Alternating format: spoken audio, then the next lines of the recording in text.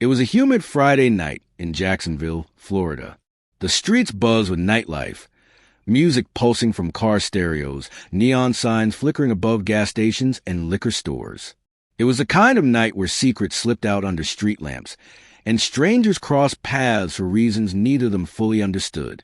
At 9:47 p.m., a text was sent from a number saved in one phone as Nina kiss-marked. It read, "Still coming through? You said 10. On the other end was 23-year-old DeAndre Mathis, a soft-spoken, often withdrawn warehouse worker. No criminal record, no history of violence. Just a man, alone on a Friday night, scrolling through Escort ads on a popular hookup site. DeAndre had never done this before, not officially. Maybe he considered in the past. Maybe messaged a few people out of curiosity. But something about Nina's profile caught him. The photo showed a tall, curvy woman with smooth caramel skin, long, straight black hair, and a soft, magnetic smile.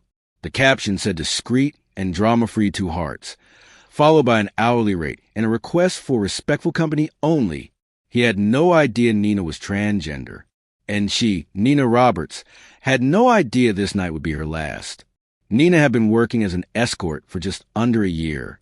Born Jamal Roberts, she had transitioned in her late teens after moving out of a deeply conservative foster home.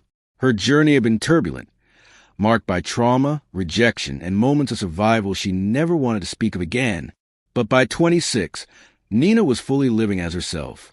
She had built a small, supportive circle in Jacksonville's LGBTQ+ community, worked part-time doing hair, and met clients at night to make ends meet. She wasn't naive, she knew the risks. But the bills didn't wait. And some nights, survival demanded silence. She hadn't told DeAndre she was trans.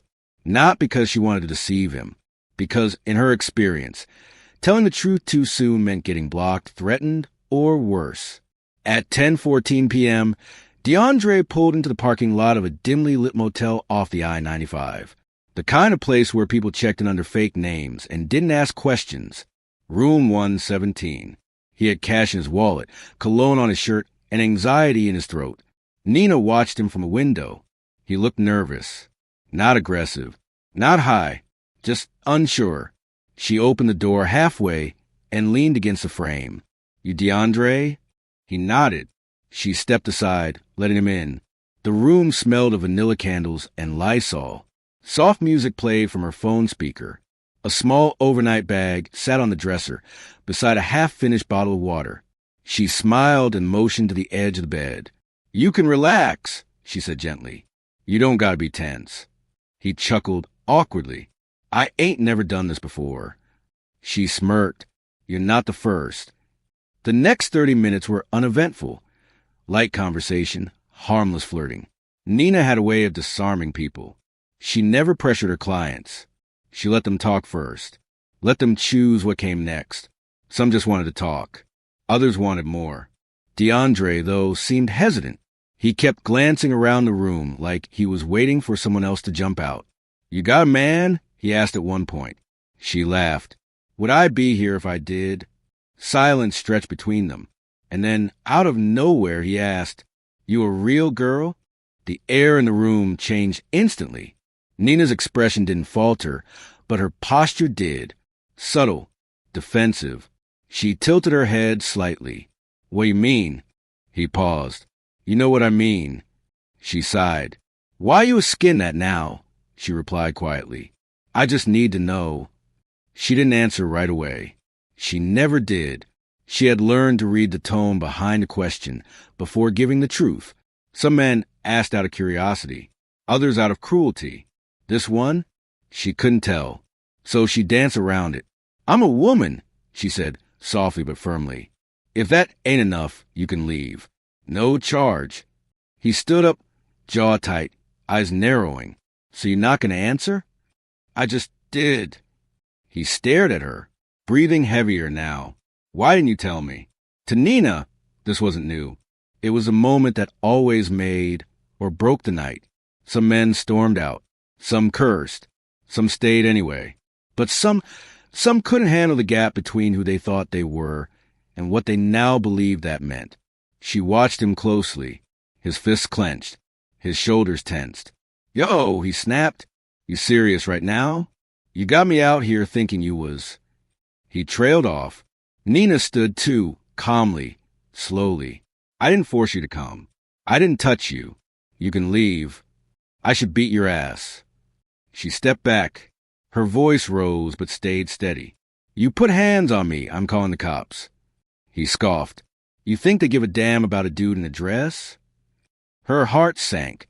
That line she'd heard before. It didn't escalate yet. Not in that moment. But the shift had happened. The room no longer held two strangers. It held a man trying to regain control and a woman trying to stay alive. He left without touching her, slammed the door behind him. But as Nina locked it, chest rising fast, something inside her said, this ain't over. And it wasn't. At 1:11 a.m., a call came into 911 from room 117. The voice was muffled. Panicked. She's bleeding. I didn't mean to. She tricked me. She F asterisk asterisk asterisk ing tricked me. The dispatcher asked for the address again. The call disconnected.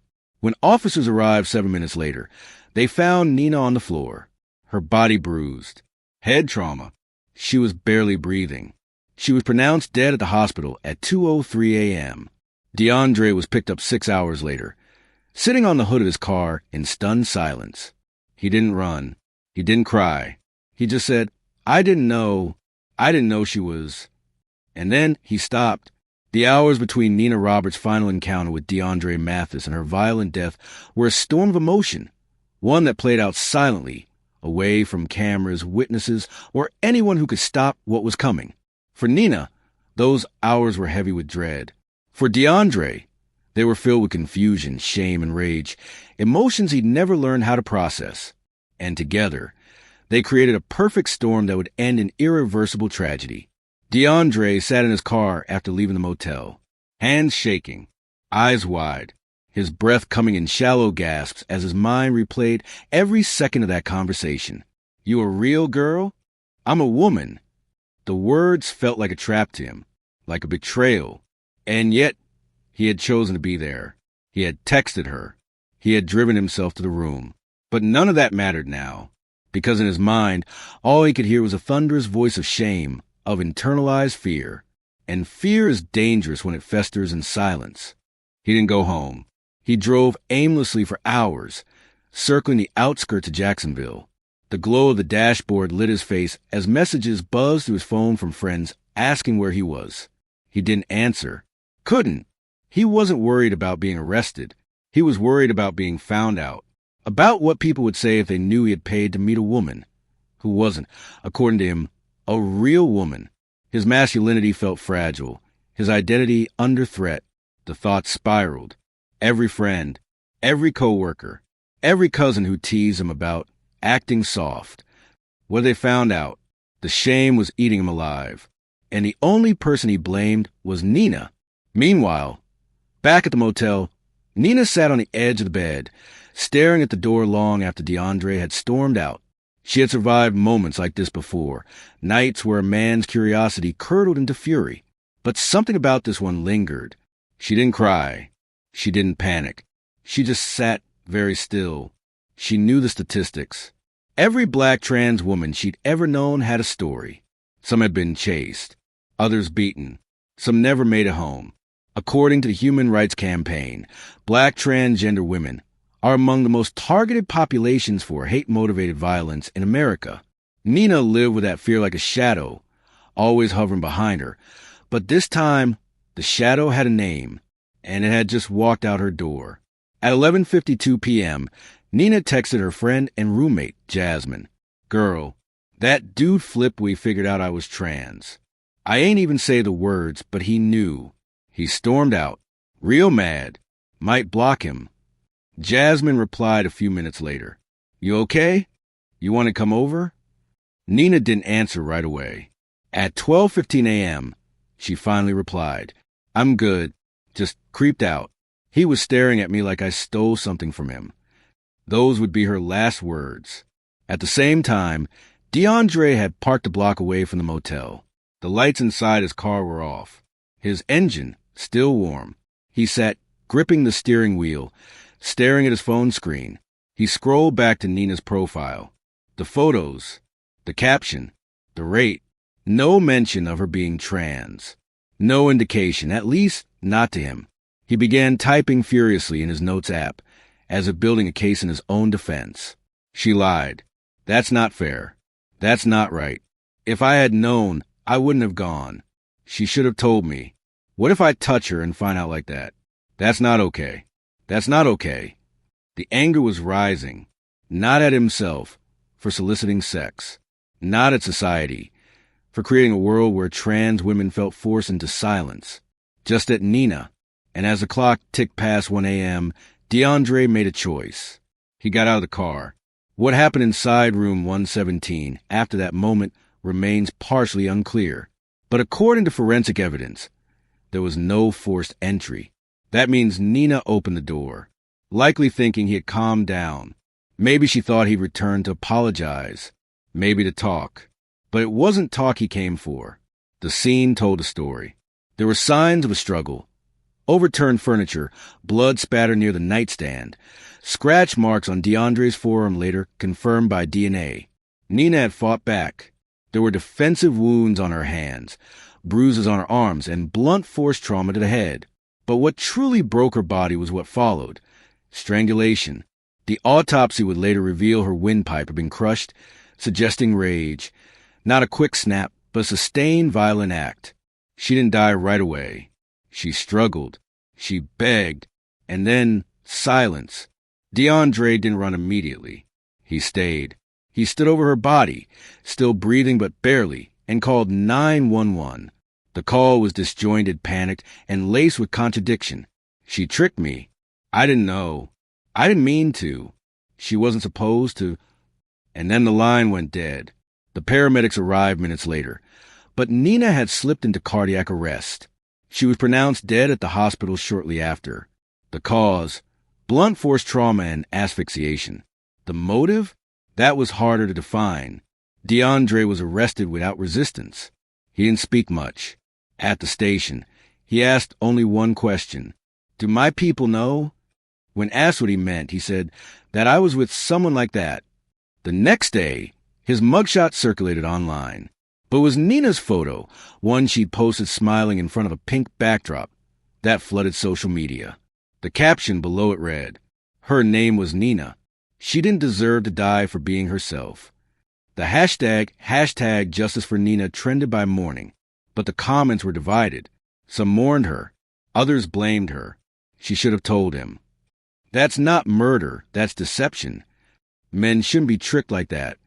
And in those words, the larger truth was revealed, that for people like Nina, the world demanded full transparency, but offered none in return. Room 117 was quiet when DeAndre Mathis returned. The television still glowed with soft light from the corner, playing reruns of a late-night sitcom. Nina Roberts had just slipped into a robe, her hair pulled back, her purse still by the nightstand. She wasn't expecting him. When she heard the knock, she hesitated. It had been nearly 3 hours since he left. At first, she didn't move, just stared at the door, hoping it was nothing. Then it came again, louder, more deliberate. 3 knocks. Pause. 3 more. She walked slowly to the door and looked through the peephole. It was him. She opened it halfway. You good? She asked cautiously, trying to read his face. He didn't smile, didn't speak, just looked at her like she wasn't real, like he was trying to figure out if she ever had been. She stepped back a little, letting the door open wider. You want to talk or something? Still silence. Then finally, in a low, cold voice, he said, You lied to me. Nina didn't flinch, but something in her posture changed. I didn't lie, she said. You didn't ask. DeAndre stepped in and closed the door behind him. The tension in the room thickened instantly, hanging in the air like smoke. You knew I ain't no, he said, his voice shaking with quiet fury. You let me come here. You let me touch you. You ain't say nothing. Nina raised her hands slightly, trying to calm the temperature of the room. I told you what I am. I told you when you asked. That ain't the same, he snapped. That's not the same. The argument escalated quickly. Words flew between them like sparks in a dry forest. Rage, denial, fear, shame, all colliding into a single explosive confrontation. "I ain't gay," he shouted. "You try and make me look like some F asterisk asterisk asterisk and joke?" "No one's trying to make you anything," Nina said. "You came to me. I didn't chase you." That hit a nerve. He took a step forward, close enough for her to smell the sweat on his collar and see the flicker of something unhinged in his eyes. "You made me do this," he growled. And just like that, he swung. The first hit caught her in the cheek, hard enough to knock her sideways onto the bed. The lamp on the nightstand wobbled, then fell and shattered. Nina screamed, more from shock than pain. She tried to get up, but he was already on her. She kicked, clawed, scratched his arms, leaving thin red welts, but he didn't stop. He grabbed her by the throat with one hand and slammed her head against the mattress. "You tricked me," he kept saying. "You F asterisk asterisk asterisk ing tricked me." Tears streamed down Nina's face, not out of fear but fury. "You could have left," she gasped. "You could have just left." He didn't want to leave. He wanted to erase what had just happened. The memory, the humiliation, the part of himself he suddenly hated. And so he beat her, not methodically, not even efficiently, but blindly. He hit her across the jaw with the back of his hand. She screamed again, louder this time. He panicked, grabbed a pillow and shoved it over her mouth. That's when everything turned. The struggle moved from the bed to the floor. Nina fought like hell, kicking, pushing, even biting his arm once to make him release her. But his size overwhelmed her. The pillow slipped. His hands went back to her neck.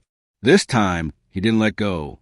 Later, the coroner would confirm that she didn't die instantly, that she was conscious for at least 30 seconds while her airway was crushed, that she may have seen his face right up until the moment her eyes dimmed, that she fought to live with every last ounce of strength.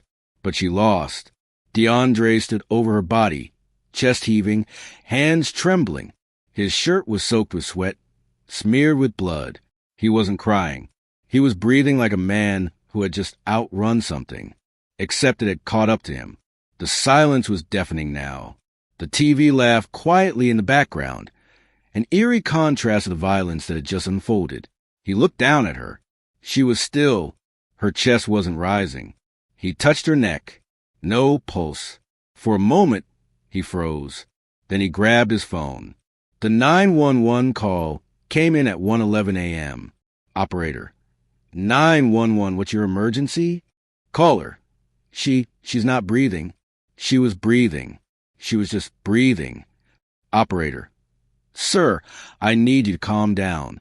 What's your location? Caller: I don't know. I didn't mean to. She didn't tell me. Operator: Tell you what, sir? Caller: That she was a man. Click. The line went dead. When officers arrived 7 minutes later, they found DeAndre outside the motel room, pacing like a man trying to disappear from his own body. His hands were raised when they approached him. He didn't run, didn't resist. He said one thing: "She tricked me." Inside, Nina was lying on the floor next to the bed, her robe torn, bruises already blooming across her neck and chest. A smear of blood trailed from her lip to the carpet. The scene was chaotic but clear. A struggle, a fury, a fatal end. At the station, during questioning, DeAndre repeated the same line over and over: "She tricked me." To him, that was justification, a defense, a shield against the horror of what he had done. He didn't call her by name. He never referred to her as a woman. In his mind, she had violated something sacred, his sense of control, of identity, of masculinity. And in the span of 10 violent minutes, he decided that violation was punishable by death. But outside the walls of that station, the world was reacting differently. Nina's friends began sharing her photo, her story, her real name. Hashtag Justice for Nina was trending by sunrise, but with it came hate. Comments flooded every post. She got what she deserved. "Stop tricking men. This won't happen." She brought on herself. And beneath the outrage, a deeper question simmered. Was it murder or misunderstanding? The law was about to decide. When the sun rose over Jacksonville that morning, room 117 had already been taped off, its cracked door propped open like a wound. Paramedics were gone, the body removed. All that remained was the blood-stained carpet, the shattered lamp, and the questions swirling through the humid Florida air. By 7 a.m., Nina Roberts' name was known only to officers, paramedics, and a few close friends who hadn't heard from her. But that would soon change. Because within hours, DeAndre Mathis' name, his photo, his mugshot, his call to 911 would be plastered across news broadcasts and social media feeds, fueling a firestorm of confusion, grief, and hate. In the sterile fluorescent glow of the Jacksonville Police Department, DeAndre sat slouched in a metal chair, staring at the floor. His knuckles were still red from the assault. A single paper cup of water sat untouched in front of him. Detective Carla Jensen watched him from the other side of the table, her file thick with crime scene photos and medical reports. "You want to tell me what happened?" she asked. He said nothing. "You want to tell me why you beat a woman unconscious and left her on the floor?" His eyes lifted slowly. "She wasn't a woman," he muttered. Detective Jensen didn't blink. "That doesn't answer my question." DeAndre refused to give a full statement. He kept circling the same line, like it was a mantra. "She tricked me. She lied. I didn't know." When detectives presented him with the bruises, the forensic timeline, and the coroner's early report showing prolonged strangulation, not a sudden moment of panic, he leaned back, pressed his palms to his eyes, and mumbled. "I snapped. I felt sick, like I was going to lose my mind."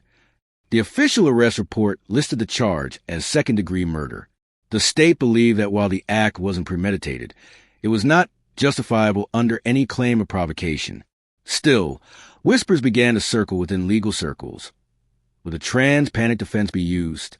In other states, this outdated but still permitted argument had been used to reduce sentences or justify violence after a person discovered someone's gender identity. LGBTQ plus advocacy groups feared the same here, and they had reason to. By noon, Nina's closest friend and roommate, Jasmine Hill, had already made 3 calls to the jail, desperate to confirm what she had feared the moment her texts went unanswered. When an officer finally called back, his voice was formal, detached. "I'm sorry to inform you, but Nina Roberts was pronounced deceased early this morning. We're investigating the matter." Jasmine dropped her phone. She didn't cry at first, just sat on the floor in their apartment, staring at Nina's untouched breakfast bowl in the sink, the half-flat curling iron still plugged in. Then the grief came, like a wave with no shore. Online, Nina's story exploded. Her friends posted photos, her smiling with freshly dyed hair, videos of her singing along to Beyoncé in the car, snippets of her story that the world now desperately needed to hear. She was kind. She was funny. She deserved to live. She wasn't a secret. She was a person. Black trans lives matter. Say her name, Nina Roberts. But the reaction wasn't unified. In the comments section, vitriol crawled in like rot. "That's not a real woman. This is why you don't lie to men." She played with fire. What should have been a homicide investigation became a public trial of Nina's identity, as if who she was somehow diminished the crime committed against her, as if her death needed to be explained away rather than mourned. At a press conference that afternoon, Detective Jensen addressed the media. "We are investigating this as a homicide. The victim, Ms. Nina Roberts, was brutally assaulted and later died from her injuries. A suspect has been arrested and charged." When asked by a reporter if the victim being transgender played a role, she answered carefully, "We do not tolerate violence based on identity or gender. The victim's background does not justify her murder." But outside the police station, the debate roared louder. Some called DeAndre a monster. Others called him a victim. In the courtroom 2 days later, DeAndre appeared before a judge for arraignment. His expression was blank. The courtroom was quiet until Jasmine stood up in the back row, holding Nina's photo. "She was everything," she whispered, tears sliding down her face. "She mattered." The judge denied bail. The trial was scheduled to begin in 3 months. While the legal process churned on, Nina's name gained momentum across the country. Vigils were held in cities like Atlanta, Houston, and Los Angeles. candles flickering under the names of dozens of other transgender women murdered in recent years. In Miami, civil rights activist Tiana Reid spoke to a crowd of hundreds. How many times must we say it? Trans women are women. Nina Roberts did not deserve to die. We cannot let another name be added to this list without consequence. Hashtags like hashtag justice for Nina, hashtag end trans violence, and hashtag her life mattered surged on Twitter and TikTok. But behind the viral headlines was a grieving family, trying to bury a daughter they were only just learning to fully accept. Nina's mother, Gloria Roberts, had been estranged from her for years. She had struggled to accept her transition, but the news of Nina's death shattered her in a way she hadn't expected. "I thought I had time," she said in an interview. "Time to fix things. Time to learn. But I didn't." She buried her daughter in a lilac dress Nina had picked out herself years before, because she always said she wanted to be remembered looking like a queen. At her funeral, there were no political speeches, just memories. The way she loved red lipstick, the way she sang too loud in the shower, the way she gave more than she ever received. Meanwhile, DeAndre remained in jail, awaiting trial. His public defender filed a motion hinting that they would argue emotional distress, possibly even diminished capacity. But the prosecution was building its case methodically. They had evidence. The 911 call, full of self-incrimination. Surveillance footage of DeAndre returning to the motel. Forensic proof of a prolonged struggle. Text from Nina expressing fear after his first visit. Most damning of all, the silence. DeAndre had options. He could have walked away, but he came back. Nina Roberts didn't die because of who she was. She died because someone believed her identity was a crime. And now, the court would have to decide if that belief justified murder, or if it only proved how much further justice still has to go. The trial of DeAndre Mathis opened on a stormy morning in Duval County. Rain lashed the courthouse steps as reporters, activists, and ordinary citizens filed into the courtroom, each carrying different versions of the same question. Was it murder, or was it something society had taught him to do? Inside, the air was thick with tension. On one side sat the friends and chosen family of Nina Roberts, a circle of trans women, LGBTQ+ advocates, and allies dressed in all black, holding small photos of Nina clipped to their lapels. On the other side, DeAndre's supporters sat quietly. Some wore expressions of regret, others defiance. This wasn't just a criminal case. It was a reckoning. The prosecution began with a clear and simple declaration. Nina Roberts was a woman. She was targeted. She was beaten. She was murdered. Assistant District Attorney Monica Reyes didn't raise her voice. She didn't need to. The facts spoke louder. Nina and DeAndre met consensually. He chose to return to that motel room hours later.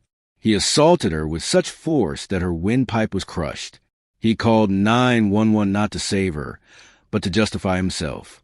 She presented forensic photos, autopsy reports, and read aloud from the text Nina had sent to her best friend, Jasmine, just before her death. He flipped when he figured out I was trans.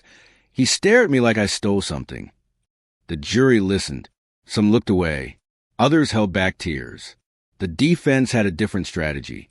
DeAndre's attorney argued that he had been psychologically destabilized by a revelation he wasn't prepared for, that he had entered the situation under false pretenses, that he panicked. They never said the words trans panic defense, but everyone knew that's what it was. In one particularly controversial moment, the defense attorney said, "My client reacted as many men would in that moment. He felt violated. This was not cold-blooded murder. It was trauma." Gasps echoed in the courtroom. Judge Holloway banged the gavel for silence. But the damage was done. The words rang through social media within the hour. He reacted as many men would. Protests began outside the courthouse the next morning. Dozens, then hundreds, gathered with signs that read, "Candle, trans lives are not deception. Balance scale, you don't get to kill us because you're ashamed. Prohibited, ban the trans panic defense now." Among them was Tiana Reid, the Miami activist who had helped organize 3 prior vigils in Nina's name. She held a bullhorn and shouted to the crowd, If your masculinity depends on killing someone when you're confused, it was never masculinity to begin with. The footage went viral. So did Nina's name. Meanwhile, the media began digging deeper into Nina's life. They found a video she posted, doing makeup tutorials, laughing about dating horror stories, telling trans girls to keep their heads high, no matter what. They aired old home clips from before she transitioned, evidence to some viewers of her deception. And that became part of the trial too, not officially, but in the court of public opinion.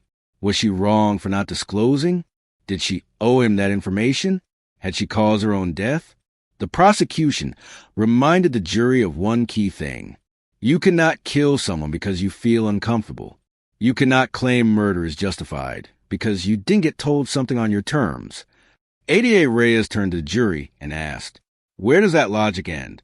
Do we allow murder when someone lies about their age, their income, their past?